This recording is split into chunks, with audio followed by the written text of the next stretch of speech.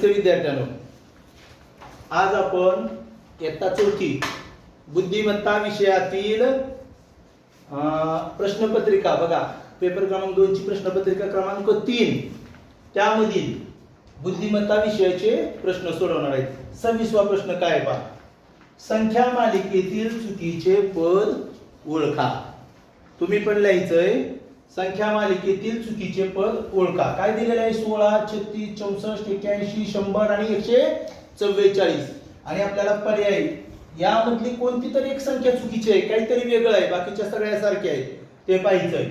या संख्याचा विचार करत गेला तर मोठ्या मोठ्या मोठ्या संख्या होत गेल्यात आणि सगळ्या संख्याकडे बघितलं तर त्या सर्व संख्या कशा दिसतात आपल्याला? वर्ग संख्या आहेत. कसल्या संख्या आहेत बाळांनो? वर्ग संख्या. मग आता ह्या वर्ग संख्येमध्ये हा 16 कशाचा वर्ग आहे? 4 चा वर्ग आहे. 36 कशाचा वर्ग आहे? 6 चा वर्ग आहे. 8 चा वर्ग. आणि 64 कशाचा आहे? 8 चा वर्ग आहे. 81 9 चा वर्ग आहे. 100 10 चा वर्ग आहे. 144 12 चा वर्ग आहे. सगळ्याच वर्ग आहे. मग आपल्याला चुकीची ओळखायची. चुकीची म्हणल्यावर काय चुकीचं असेल तर बघा, ही समसंख्या आहे, समसंख्येचा वर्ग. ही पण समसंख्येचा वर्ग, हे पण समसंख्येचाच वर्ग. हे मात्र विषम संख्येचा वर्ग आहे. विषम आहे की नाही? आणि हा पण समसंख्येचा वर्ग, हा पण समसंख्येचा वर्ग. मग विचार करायला गेल्यावर वेगळं काय आहे रे? हे म्हणजे 9 चा वर्ग म्हणजे 81 आणि 81 कुठं आहे? इथं. म्हणून आपलं उत्तर काय येणार आहे? पर्याय क्रमांक 4. समजलं का? चला तर पाहूया आपण 27वा प्रश्न. पुढील प्रश्न नातेसंबंधावरचा प्रश्न आहे की नाही? जरा नातेचं आपल्याला अवघड वाटतं, परंतु नातेसंबंधावरचा प्रश्न थोडासा विचार करून सोडवायचा. स्वतःला तिथं मानायचं, स्वतः आहे असं समजायचं म्हणजे सोपं जातं. बघा, मैथिली म्हणाली तो मुलगा माझ्या आईच्या वडिलांच्या एकुलत्या एका जावयाचा मुलगा आहे. तर मैथिली व त्या मुलाचे नाते काय? हे बघा, ही आपली मैथिली, ही आपली मैथिली. आणि हिनं काय केलं? हा एक मुलगा आहे, हा एक मुलगा. आणि या मुलाकडे हात करून काय म्हणाली? तो मुलगा म्हणजे हा मुलगा माझ्या आईच्या, म्हणजे ह्या मैथिलीची आई. इथं काढतो मी मैथिलीची, ही मैथिलीची आई, मैथिलीची आई माझ्या आईच्या वडिलांचा. मग हे तिच्या आईचे वडील, वडील. मग ही काय असतील? त्या मैथिलीचे आजोबा असणार, आजोबा असणार. माझ्या आईच्या वडिलांच्या, बघा, वडिलांच्या एकुलत्या एक जावयाचा. एकुलता एक जावई असला म्हणजे काय असला पाहिजे? एकुलता एक म्हणजे आईचा नवरा, म्हणजे मैथिलीचे वडील, मैथिलीचे वडील. कुणाचे? मैथिलीचे. हे दोघं काय झाले? पती पत्नी, पती पत्नी, नवरा बायको. आणि मग म्हटलंय आपल्याला तर त्या मुलाचे नाते काय? मैथिलीचे. तर बघा, मुलगा आहे की नाही? यांचा मुलगा, म्हणजे तुमच्या लक्षात येईल की ह्या दोघांचं नातं काय असणार आहे? एकुलता एक जावई म्हणजे तिची आई, मैथिलीच्या आईचा नवरा म्हणजे आजोबाचा जावई. आणि म्हणून ते दोघं काय असतील? भाऊ आणि बहीण. हे मुलगा आणि मैथिली या दोघांचं नातं काय असेल? भाऊ आणि बहीण. आलं का लक्षात? चला, यानंतर आपण पाहूया प्रश्न क्रमांक 28, त्याच्या पुढचा प्रश्न. बघा, असा प्रश्न फार महत्वाचा आहे बरं का परीक्षेमध्ये. पुढील आकृतीतील त्रिकोणांची संख्या शोधा. आता या ठिकाणी आकृती दिली आपल्याला, याच्यामध्ये त्रिकोणांची संख्या. याच्या अगोदर पाहिलं पहा आपण, एक जर शिरोबिंदू असेल, एक जर शिरोबिंदू असेल आणि आपल्याला त्रिकोण शोधायचे असतील तर काय करतो आपण? याच्यामध्ये जेवढे भाग असतील, जेवढे भाग, त्याला क्रमांक देतो 1 2 3 4. 1 2 3 4 आणि ह्या सगळ्यांची बेरीज करायची. हे 1 आणि 2, हे 1 अधिक 2 अधिक 3 अधिक 4 ह्या सगळ्यांची बेरीज. 4 आणि 3 7, 7 आणि 2 7 आणि 2 9, 9 आणि 1 10. तर इथं त्रिकोण 10 असतात. मग अशा पद्धतीने तो मोजायचे आपल्याला त्रिकोण किती आहेत ते. लक्षात आलं? मग आपण इथं हा एक त्रिकोण आहे मोठा, त्याचे भाग बघूयात अगोदर. 1 2 3 4 तिथे 4 होते, तिथं पण 4 आहे की नाही. मग आता इथले त्रिकोण किती झाले बघूयात अगोदर. हे त्रिकोण किती झाले तर बघा 1 अधिक 2 अधिक 3 अधिक 4 बरोबर 10 झाले. बरोबर 10 झाले. आता इकडे बघूयात. आता इथं काय, इथं त्रिकोण होतो का रे? बघा ही रेषा आहे, इथं मात्र त्रिकोण होत नाही. तर मग काय करायचं, इथून इथपर्यंतच विचार करायचा. 1 2 3 आणि 4 इथपर्यंतच. मग काय होतील आणखी त्रिकोण, आणखी त्रिकोण बघा 1 अधिक 2 अधिक 3 अधिक 4 म्हणजे आणखी 10 झाले. आणखी 10 झाले. तरी पण इथं त्रिकोण होत नाही हा, पण इथून इथं होतात ना त्रिकोण. हे भाग किती होतात 2 2 म्हणजे आणखी त्रिकोण किती झाले तर 1 अधिक 2 म्हणजे 3 झाले. 3 झाले. मग हे 10 अधिक हे 10 अधिक हे 3 मिळून किती त्रिकोण होणार आहेत? सगळे मिळून 23. किती होणार आहे?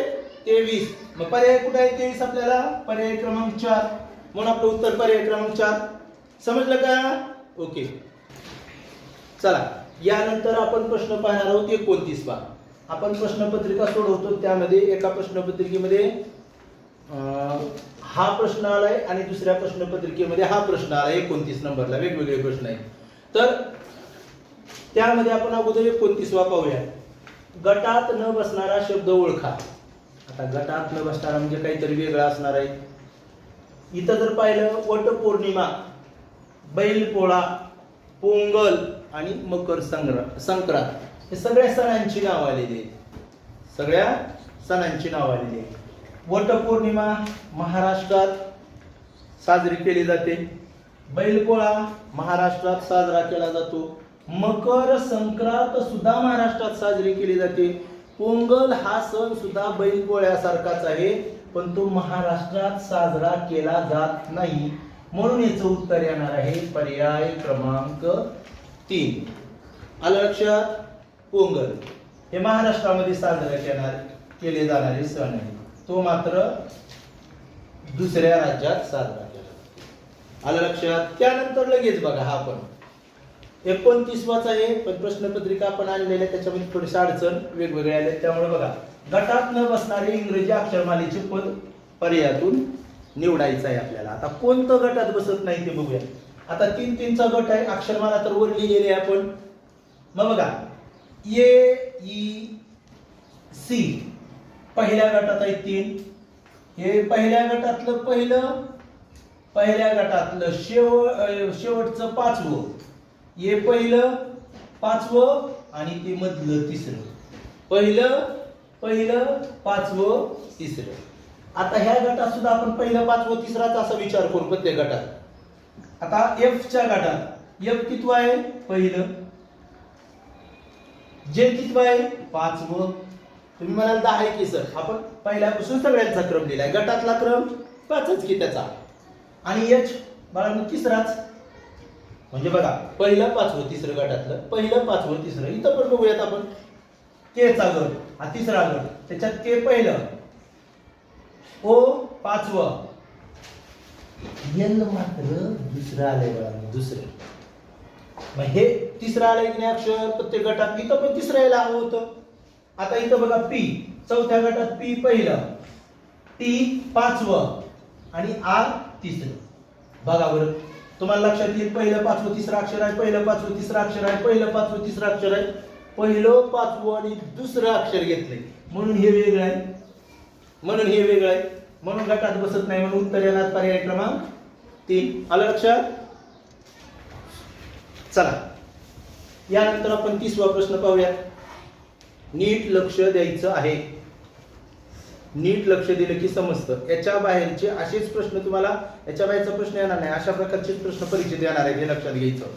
आणि आता बघा, एका सांकेतिक भाषेत 3 ला 5 म्हटले, याचा अर्थ काय? जर 3 असेल तर त्याला 5 म्हटलंय. त्यानंतर 7 ला काय म्हटलंय? 8 म्हटलंय. व 9 ला 12 म्हटले. 9 असेल तर 12 त्याला म्हटलंय.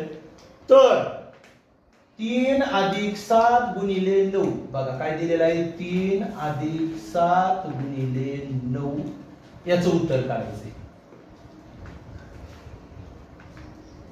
आलं लक्षात? तर एका सांकेतिक भाषेत 3 ला काय म्हणलंय? 5. 3 ला काय म्हटलंय? 5.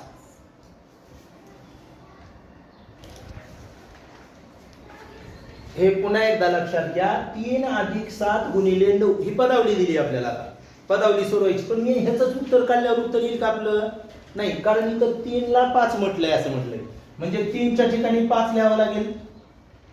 3 च्या ठिकाणी 5, अधिकला अधिक चिन्ह. 7 ला काय म्हटलंय? 8, म्हणून 7 च्या ठिकाणी 8, गुणिले 9 ला काय म्हटलंय? 12, म्हणून 9 च्या खाली 12.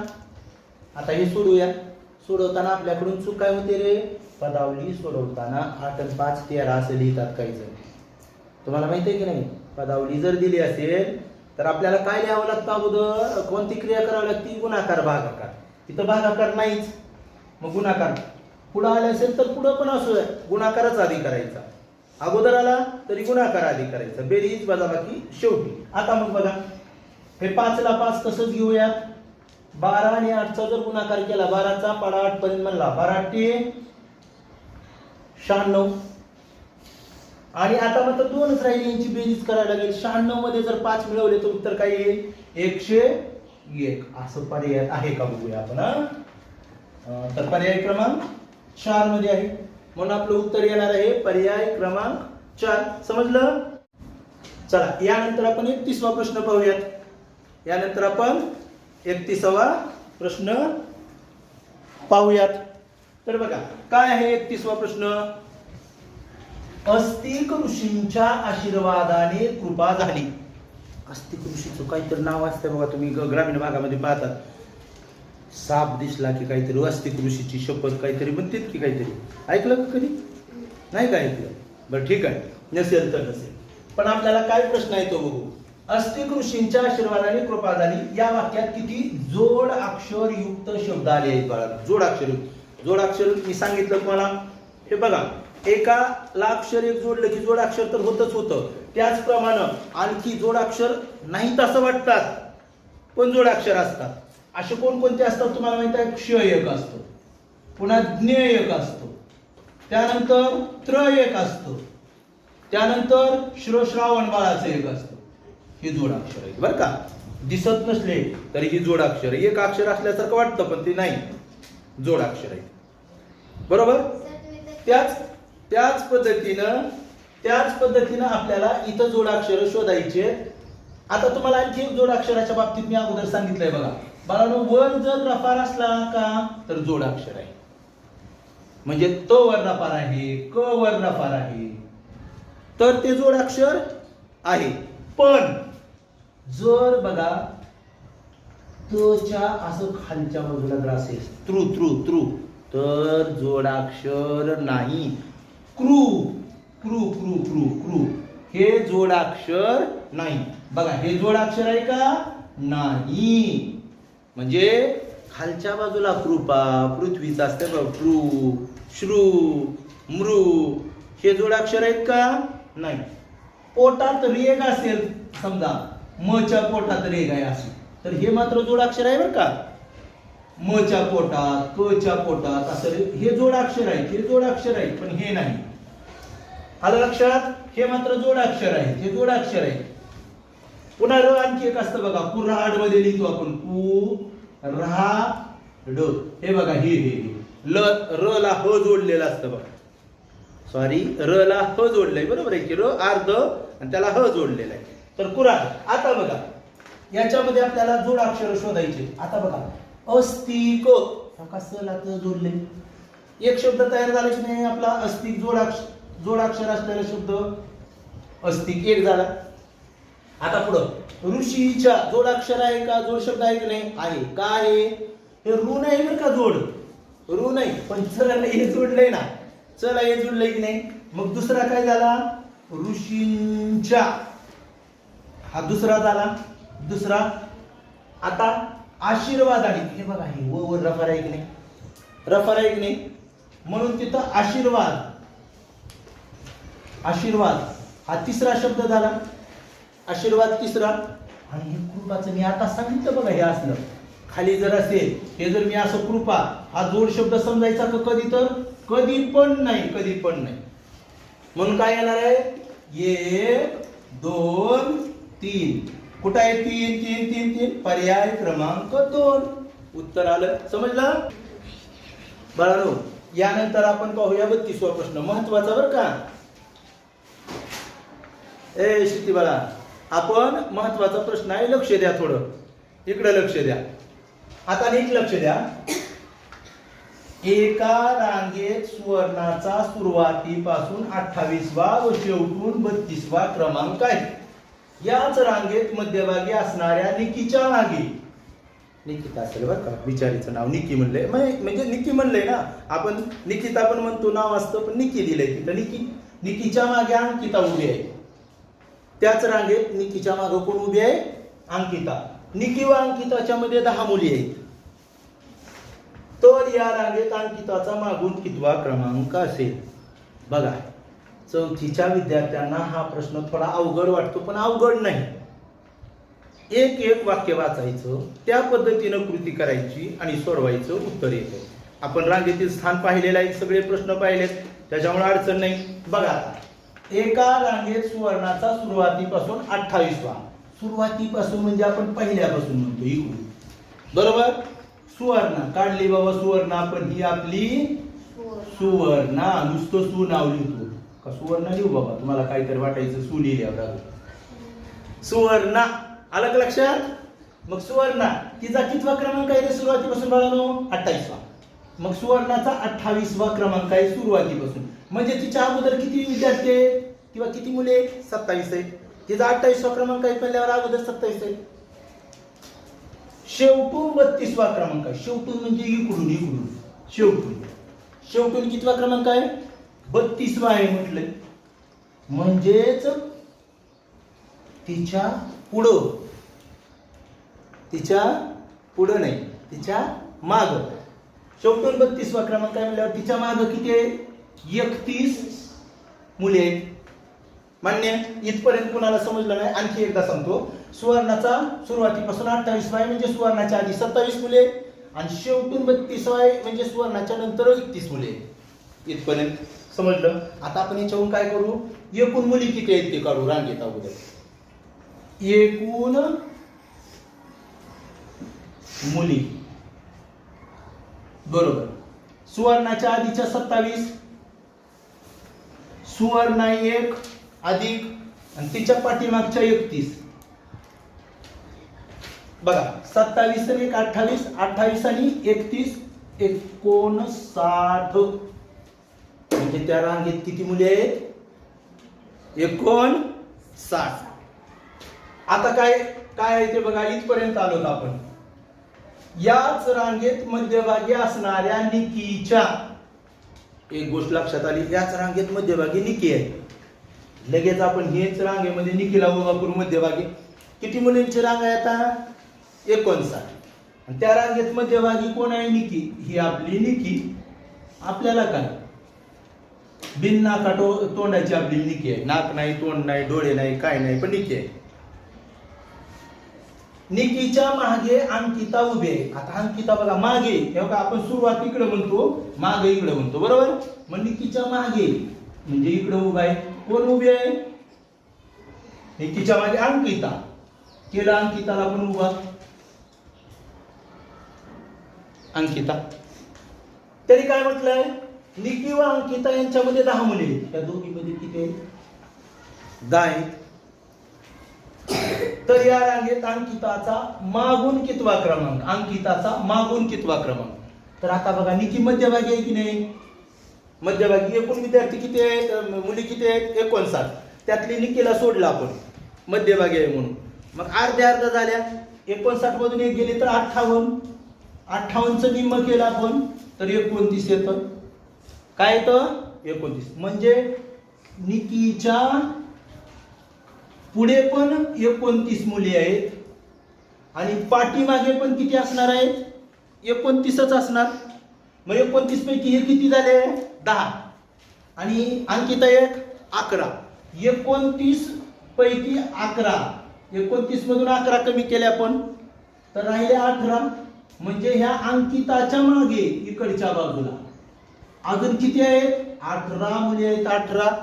ही अंकिता एक 19वी आणि हिच्यामध्ये हे 10 आहेत मुली आणि ही एक आपली निकिता आहे की नाही एक. अशा मिळून 59 मुली होतात बघा. पण आपल्याला विचारलंय काय? अंकिताचा शेवटून हिच्या मागे 18 ही शेवटून कितवा क्रमांक आहे बघा अंकिताचा? 19वा. कितवा? 19वा. मग पर्याय 3. पर्याय क्रमांक 3. चला यानंतर प्रश्न 33. काय आहे प्रश्न पहा. प्रश्न चिन्हाच्या जागी कोणता अंक येईल? हे परीक्षेमध्ये असा प्रश्न येणार आहे आपल्याला बरं का.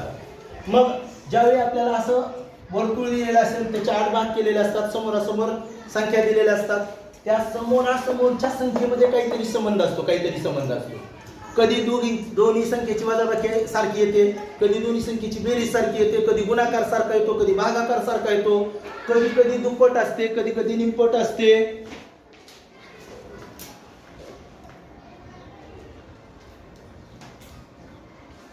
आलं लक्षात? कधी कधी दुप्पट असते म्हटलं, कधी कधी निमपट असते.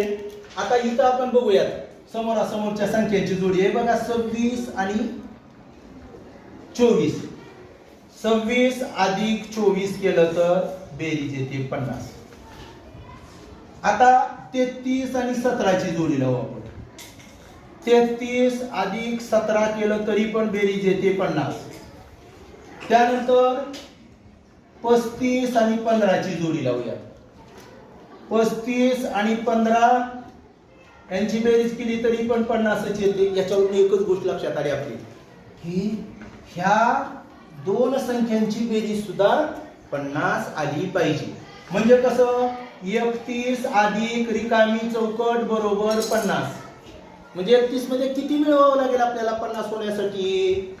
तर बघा ह्या 50 मधून आपल्याला हे 31 वजा करावं लागेल आणि उरेल 19. म्हणजे इथं काय येणार आहे? 19.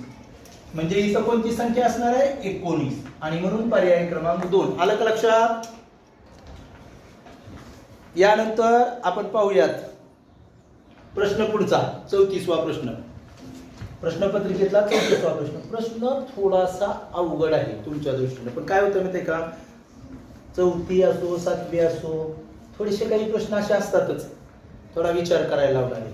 मग हा प्रश्न जो आहे तो बघा, पुढील आकृत्यांचे निरीक्षण करा व प्रश्नचिन्हाच्या जागी कोणता अंक येईल ते शोधा म्हटले आपल्याला. मग इथं आपल्याला दिलेलं आहे 2 7 5 मध्ये 64, 3 6 4 मध्ये 48, 1 5 9 मध्ये 92, 4 9 7 आणि मध्ये मात्र प्रश्नचिन्ह आहे. मग आता आपल्याला ह्या तिन्ही मधला अगोदर संबंध शोधावा लागतो. तर याच्यामध्ये संबंध काय आहे? मी इथं संबंध लिहितो. कडच्या सर्व संख्या आहेत का त्यांच्या वर्गांची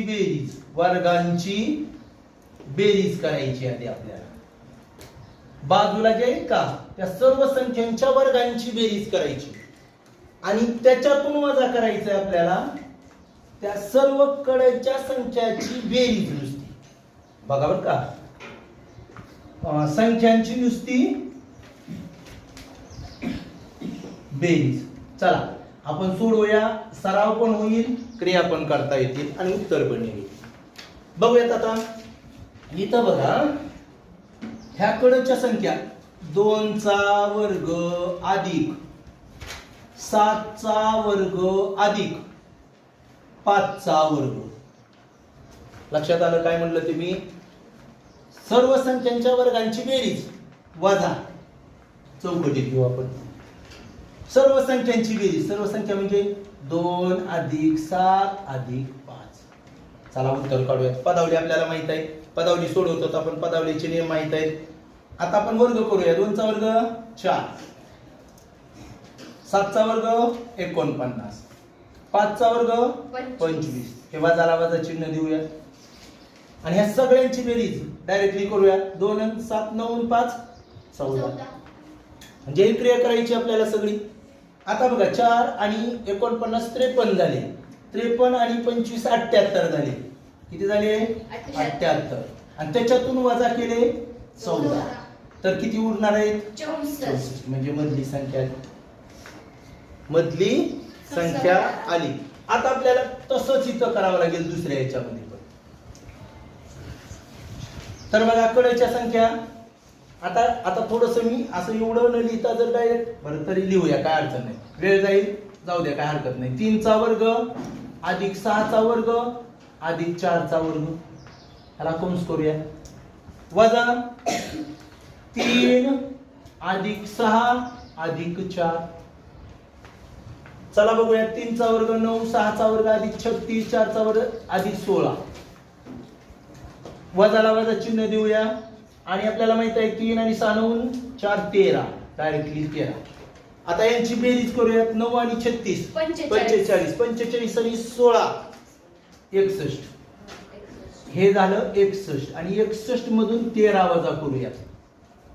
61 मधून 13 वजा करूयात तर उरतात 48. हे बघा इथं 48, इथं 48. आता तिसरंही बघूयात. इथं लिहितो हा तिसरं, आपल्याला थोडस जागेचा प्रॉब्लेम. तिसरं काय आहे? 1 चा वर्ग डायरेक्ट लिहू का आता मी? 1 चा वर्ग 1 अधिक 5 चा वर्ग 25 अधिक 9 चा वर्ग 81 वजा सगळ्यांची बेरीज एकदाच करू. 5 आणि 1 6 9 15.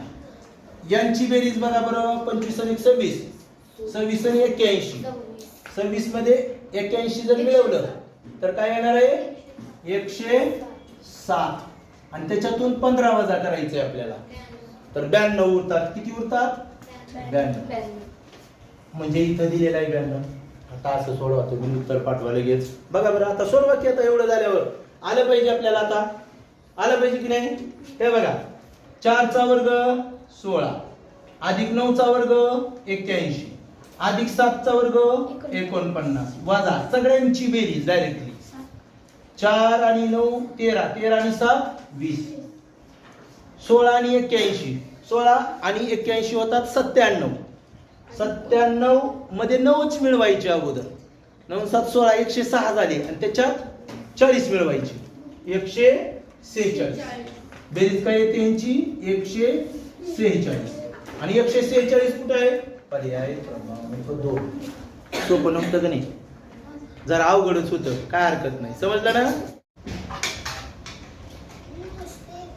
यानंतर बघा पुढील प्रश्न पाहूयात आपण. प्रश्न क्रमांक 37. आता 37 मध्ये 2 वेगवेगळे प्रश्न प्रश्नपत्रिकेमध्ये आलेले आहेत. मगाशी पण आपण एक प्रश्न पाहिला बघा, वेगवेगळा होता. एका प्रश्नपत्रिकेत वेगळा, एका प्रश्नपत्रिकेत. तर आता बघूयात आपण 37वा प्रश्न काय? 1 ला 1. जर 1 ला 1 तर 7 ला प्रश्नचिन्ह. म्हणजे काय येईल? तर ह्या दोघांमध्ये काय संबंध आहे बघू अगोदर. ह्या दोघांमध्ये तर तो 1 चा वर्ग आहे, 1 चा घन आहे. तीच संख्या घेतली. समजा 1 ला 1च घेतलं तर 7 ला 7. पर्यायच नाही माझ्या. म्हणजे असं तर नाही. मग 1 चा वर्ग 1च आहे. मग 7 चा वर्ग करून बघूया. 7 चा वर्ग 49. आता मात्र आपल्याला 49 दिसत आहेत. म्हणून पर्याय क्रमांक 3 हे उत्तर येणार आहे. आलं का लक्षात? आता बघा असाच प्रश्न आहे, पण आता हा कशावर आहे? अक्षरमालेवर, अक्षरांवर आहे. अक्षर मला जी आहे आपली इंग्रजी त्याच्यावर आहे. आता बघा सी. आता यांच्यात संबंध कसा असतो तर नीट बघा. सी हे अक्षर किती आहे बाळांनो? तिसरं. सी हे अक्षर तिसरं. तर सी चा आणि एफ चा संबंध जोडा तुम्ही. तर ते किती आहे? 6वं. म्हणजे 3 मिळवले +3 केलं. पुढचं 3 अक्षर घेतलेलं आहे. त्यानंतर जी अक्षर कितवा आहे बघा 7 आणि जे अक्षर कितवा आहे बघा 10 म्हणजे 7 प्लस 3 केलेला आहे आणि 10 घेतलेला आहे प्लस 3. त्यानंतर के अक्षर कितवा आहे बघा 11 आणि एन अक्षर कितवा आहे बघा 14 म्हणजे याच्यामध्ये सुद्धा अधिक 3 केलेला आहे म्हणजे 3 ने पुढचे अक्षर घेतलेले आहेत. बरोबर आहे की नाही 3 ने पुढचे. मग जर 3 ने पुढचे अक्षर घेतले असेल तर आपल्याला पण 3 ने पुढचेच घ्यावे लागणार आहेत. मग आपण अगोदर एल चा अक्षर काय एल चा क्रमांक कितवा आहे बघूयात तिथं 12. पी चा क्रमांक बघूयात काय आहे तिथं 16 आणि टी चा क्रमांक किती आहे बघूयात टी 20. टी चा क्रमांक 20 आहे. टी चा क्रमांक 20 आहे. बरोबर. आता मग आपल्याला पुढे जावं लागेल 12 आणि 3 15वा अक्षर घ्यावं लागेल. 16 आणि 3 19वा अक्षर घ्यावं लागेल आणि 20 आणि 3 23वा अक्षर घ्यावं लागेल. मग 15वा अक्षर बघूया आपण 15 ओ. 19वा अक्षर बघूयात आपण 19 यस आणि नंतर 23वा अक्षर बघूया डब्ल्यू. मग पर्यायामध्ये बघू आपण OSW हे तर नाही इथं तर नाही OSW हे उत्तर आहे OSV आहे इथं हे पण नाही म्हणजे पर्याय क्रमांक 3 हे आपलं उत्तर येणार आहे. आलं लक्षात. यानंतर आपण पुढचा प्रश्न पाहूया 38वा प्रश्न. आता आकृती काढायची म्हणून न काढता मी प्रश्नपत्रिकेत दाखवत आहे. बघा 38वा प्रश्न आहे. चौकट 2 चौकटी केल्या त्याच्यामध्ये 7 आणि 8 म्हणजे 78 दाखवल्यासारखं आणि त्याची काय केलेली आहे पाण्यातली नाही आरशातली प्रतिमा केलेली आहे पण जागा बदललेली नाही. त्या चौकटीत आहे 7 आहे तिथंच 7 पण त्याची आरशातील प्रतिमा केली आणि 8 ची पण आरशातील प्रतिमा केली तर सारखीच राहते म्हणून तसंच्या तसं आहे. मग तसंच 35 दिलेलं आहे आपल्याला 3 आणि 5 तर 3च्या आरशातील प्रतिमा केल्यावर 3चा जे उघडा भाग आहे तोंड डावीकडे आहे ते उजवीकडे होईल. मग उजवीकडे पर्यायामध्ये कुठं कुठं आहे बघा बरं 3 तर नीट पाहायला गेल्यावर आता काय होतं मी ते का उजवीकडं पहिल्यामध्ये 1 आहे दुसऱ्यामध्ये पण आहे तिसऱ्यात नाही आणि चौथ्यामध्ये तर 5 दिलंय त्या जागी म्हणजे पहिला किंवा दुसरं उत्तर येणार आहे. आता 5 पण उलट झालं पाहिजे पण पहिल्यामध्ये 5 जशाच तसं दिलंय म्हणून उत्तर काय येणार आहे पर्याय क्रमांक 2. आलं लक्षात. पर्याय क्रमांक 2 हे या प्रश्नाचं उत्तर येणार आहे. यानंतर आपण 39वा प्रश्न पाहूया. आकृत्या आहेत समसंबंधाच्या. एक चौकोन दिला आहे आणि चौकोनामध्ये वर्तुळ दिलेलं आहे. ते काय केलंय पुढं जो चौकोन वर होता वर्तुळमध्ये होतं ते बाहेर काढलं मोठं केलं आणि चौकोन छोटा केला म्हणजे वरची आकृती छोटी करून मध्ये घेतली आणि मधली आकृती बाहेर मोठी केली. मग तसंच करावं लागेल आपल्याला तिसऱ्या आकृतीत पण. वर त्रिकोण आहे तो छोटा झाला पाहिजे मध्ये जाऊन आणि मध्ये वर्तुळ आहे ते मोठं झालं पाहिजे. वर्तुळ मोठे कुठं कुठे आहे पर्याय क्रमांक 1 आणि पर्याय क्रमांक 3 2 आणि 4 कटला आणि आता मध्ये त्रिकोण पाहिजे तर मध्ये त्रिकोण फक्त पर्याय क्रमांक 3 मध्ये आहे 2 मध्ये चौकोन दिलाय म्हणून उत्तर येणार आहे पर्याय क्रमांक 3. चला यानंतर आपण पाहूया 40वा प्रश्न. 2 प्रश्न आपण मी प्रश्नपत्रिकेतच दाखवून तुम्हाला सोडवून दिले आकृती काढावी लागत होती म्हणून. आता मात्र कितवा प्रश्न आहे आपला 40वा. आता बघा असा पण प्रश्न सोपाच आहे. वर त्याच्या आईपेक्षा 27 वर्षांनी लहान आहे. याचा अर्थ काय आईचं वय 27 वर्ष असताना वरदचा जन्म झाला. बरोबर आहे की तो 27 वर्षांना लहान आहे म्हणजे आईचं वय 27 वर्ष असताना त्याचा जन्म झालाय.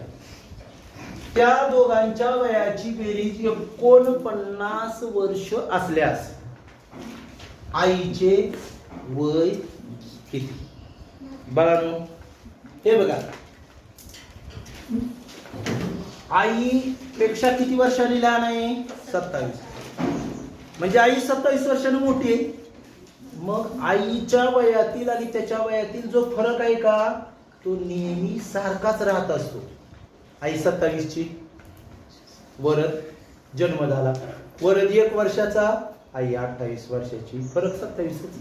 वरद 2 वर्षाचा, आई 29 वर्षाची, फरक म्हणजे दोघांच्या वयातील फरक नेहमी कायम राहत असतो. कायम बदलतो का नाही. आपल्याला इथं सोडवताना दोघांच्या वयांची बेरीज दिलेली आहे, बरोबर, आणि त्यांच्यातील फरक दिलेला आहे 27 वर्षाचा. तर आईचे वय किती आणि दोघांची बेरीज दिली आपल्याला 49. दोघांची वय आता तुम्ही दोन्ही पद्धतीने करू शकता. अगोदर काय करणार, फरक वजा करू आपण. हे बघा, हे 49 काय आहे, दोघांच्या वयांची बेरीज आहे.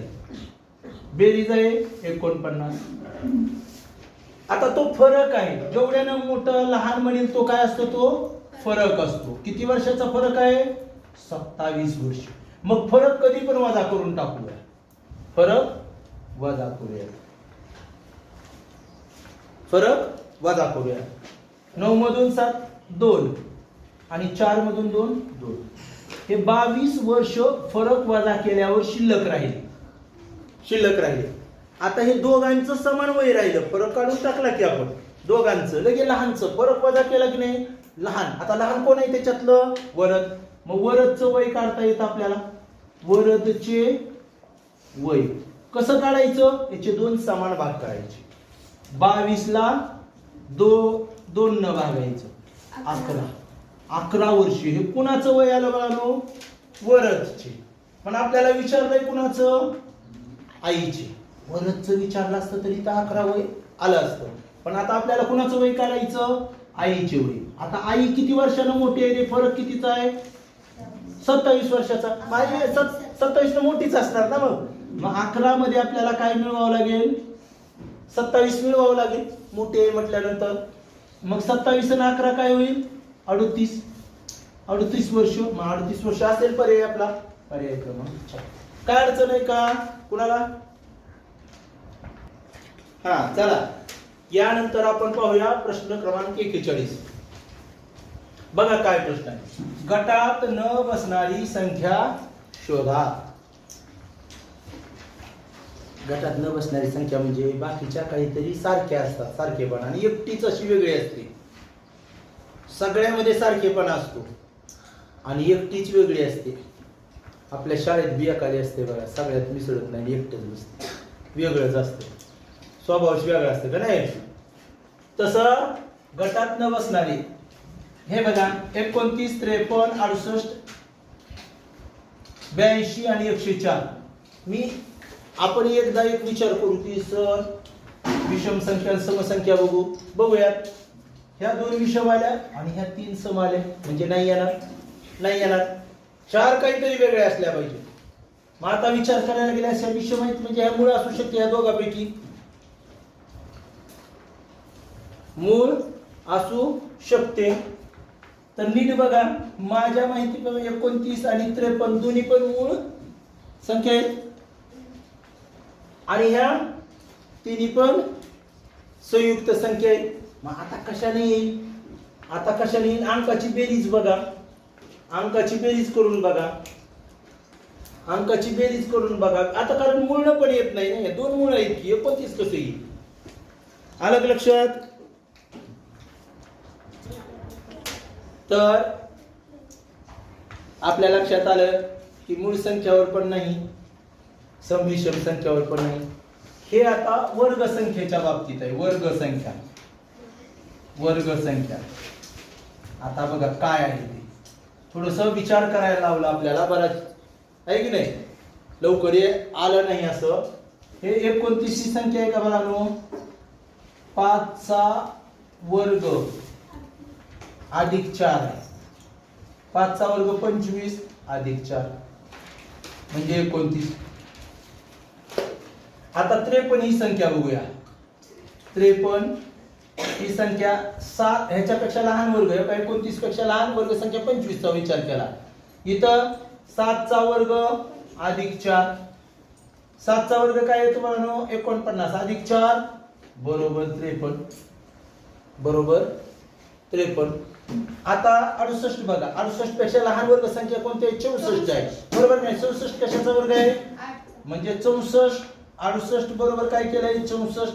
8 चा वर्ग अधिक 4 8चा वर्ग 64 अधिक 4 64 आणि 4 68. आता 82च्या लहान संख्या बघा बरं, 81. वर्ग संख्या 81. मग आता 82 ला करताना आपल्याला 9चा वर्ग अधिक 4 करावा लागेल. 9चा वर्ग अधिक 4 का? कारण प्रत्येक संख्येचा वर्ग करून 4 मिळवले, प्रत्येक संख्येचा वर्ग करून 4 मिळवले, इथं पण 4 मिळवायला पाहिजे आपल्याला. मग 81 अधिक 4 85 यायला पाहिजे होतं, पण इथं दिलेलं आहे 82 म्हणजे वेगळं आहे. 104चं पाहावंच लागेल ना आपल्याला, तरी पण 104चं पहा. 104 पेक्षा लहान संख्या 100 वर्ग संख्या. मग 100 कशाचा वर्ग आहे बघा? 10चा वर्ग अधिक 4. 10चा वर्ग 100 अधिक 4 बरोबर 104 आहे. 104 म्हणजे वेगळं काय आहे तर 82. आणि 82 कुठं आहे? पर्याय क्रमांक 4 मध्ये आहे. आणि थोडस अवघड होतं, आपण 4 वाटतच नाही, 29 53 इथंच काहीतरी आपल्याला उत्तर असल्यासारखं वाटतं. आलं लक्षात? चला यानंतर आपण प्रश्न पाहूया 42 वा. आणखी गटात न बसणारी संख्या शोधा. या ठिकाणी आपल्याला 5832, 3147, हे 9136 आणि 7146 अशा 4 संख्या दिल्यात. 3 कोणत्या तरी बाबतीत सारखे आहेत, एक वेगळी आहे. मग कोणती आहे बघूयात. पहिल्या क्षणी जर आपण विचार केला तर ही सम दिसते, सम दिसते, सम दिसते आणि ही विषम दिसते. ही गटात न बसणारी आहे असं आपल्याला वाटतं. आणि चौथीचा प्रश्न आहे, म्हणजे हे उत्तर बरोबर असतं का? कारण ही समसंख्या आहे. हे बघा, ही सम आहे, ही पण सम आहे आणि ही पण सम आहे, फक्त विषम ही आहे, म्हणून या पद्धतीने हे उत्तर बरोबर आहे. पण आणखी हे जर समजा अशा पद्धतीने उत्तर आलं नाही कधी, तर तुम्हाला अंकांची बेरीज करावी लागेल. 8 आणि 5 13 आणि 3 16 आणि 2 18 आली अंकांची बेरीज. इथं अंकाची बेरीज 3 आणि 1 4 आणि 4 8 आणि 7 15 आली अंकांची बेरीज. इथं बा 9 आणि 3 12 आणि 6 18 आली अंकाची बेरीज. इथं बा 7 आणि 1 8 आणि 4 10 आणि 6 16, 7 आणि 1 8 आणि 4 12, 12 आणि 6 18, बेरीज झाली 18. म्हणजे ही पण 18, ही पण 18, ही पण 18, हीच वेगळी, म्हणून पर्याय क्रमांक 2. पर्याय क्रमांक 2 नव्हे, पर्याय क्रमांक 2 ला वेळी संख्या बी 2 लाच आहे. म्हणजे उत्तर येणार आहे 3147. यानंतर आपण पुढील प्रश्न पाहूयात. 43 वा प्रश्न. प्रश्न आहे सोपा प्रश्न आणि परीक्षेमध्ये 100% अशा प्रकारचा प्रश्न येणार म्हणजे येणार. 2 मार्क आपल्याला असणारच 2 मार्कासाठी, मग चुकायचं नाही. केळीला आंबा म्हटले, आंब्याला संत्री म्हटले, संत्रीला द्राक्ष म्हटले, द्राक्षाला चिकू म्हटले, तर नागपूरचे प्रसिद्ध फळ कोणते? हे बघा, आपल्याला अगोदर कोणतं फळ कोणत्या ठिकाणी प्रसिद्ध आहे ते पण माहित असलं पाहिजे. आता नागपूरचे प्रसिद्ध फळ कोणतं आहे रे? तर आपल्याला माहित आहे नागपूरची काय प्रसिद्ध आहे आपल्याला? संत्री. नागपूरची काय? संत्री. मग आता आपल्याला उत्तर आधी बघूयात. नागपूरची संत्री, पण आपल्याला इथं काय म्हटलंय? संत्रीला द्राक्षे म्हणलंय. मग खरी काय प्रसिद्ध आहे? संत्री. मग आपण पटकन ह्याच्यातलं संत्री नाही लिहायचं. संत्रीला काय म्हटलंय? द्राक्षे. मग नागपूरचे प्रसिद्ध फळ कोणतं असणार? द्राक्षे. मग द्राक्ष कुठं आहे? पर्याय क्रमांक 3 हे उत्तर येणार आहे आपलं. आता मला सांगा, याच्यामध्ये तुम्हाला आणखी माहित पाहिजे, केळी कुठं प्रसिद्ध आहे? जळगाव. केळी जळगावची केळी प्रसिद्ध असते. आणि द्राक्ष कुठले प्रसिद्ध आहेत? नाशिक. द्राक्षे नाशिकला काय प्रसिद्ध आहे? उलट सुलटा, एकदा इकडे फळ एकदा नाव. द्राक्षे नाशिकला प्रसिद्ध आहे. हापूस आंबा कुठला प्रसिद्ध आहे सांगा बरं मला? कोकण मध्ये रत्नागिरी. हापूस आंबा, हापूस आंबा कुठला? रत्नागिरी. हापूस आंबा रत्नागिरी. महाग आहे बघा.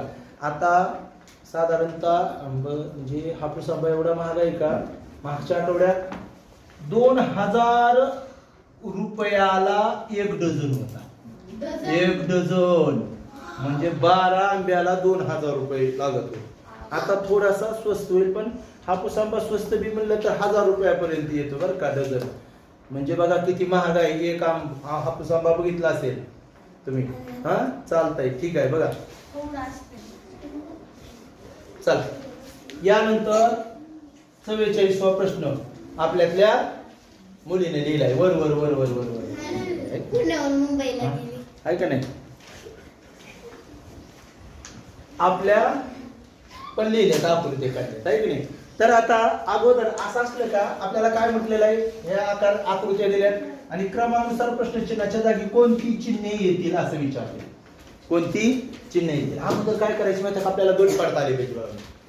गट पाडण्यासाठी विचार करायचा की हे एकूण चिन्ह किती आहेत ह्याचा पण विचार करावा लागतो, आणि प्लस त्याच्यामध्ये वापरलेल्या आकार किती आहेत ते पण बघावं लागतं. इथं आकार स्टार, त्रिकोण, वर्तुळ, चौकोन हे 4 सोडून कुठंच आपल्याला वेगळं दिसत नाही, बाकी प्रश्नचिन्ह दिसतंय.